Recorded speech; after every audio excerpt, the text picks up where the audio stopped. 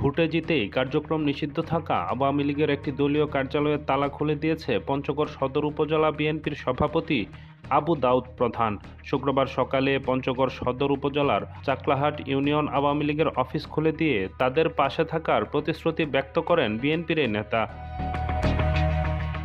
এদিকে আওয়ামী লীগের ওই কার্যালয় খুলে দেওয়ার ভিডিও সামাজিক যোগাযোগ মাধ্যমে ছড়িয়ে পড়লে পক্ষে বিপক্ষে নানা মন্তব্য শুরু হয়।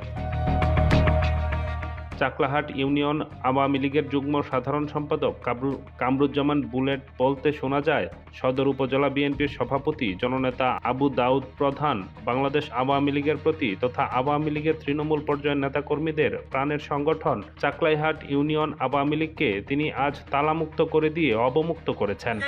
দিনার কাছে আমরা কৃতজ্ঞতা প্রকাশ করছি। সেই সাথে আগামী দিনে যে কোনো মিছিল, মিটিং, আন্দোলন, সংগ্রাম, স্বাধীনতার সপক্ষের সকল উন্নয়নের ক্ষেত্রে আমরা না আওয়ামী লীগ, না বিএনপি, না জাতীয় পার্টি সকলে ঐক্যবদ্ধ হয়ে স্বাধীনতা বিরোধীদের পক্ষে থাকবো এবং ভিত্তিতে উন্নয়নমূলক ইউনিয়নের উন্নয়নের আহ্বান জানিয়ে আমি আমার কথা শেষ করছি। ধন্যবাদ সবাইকে।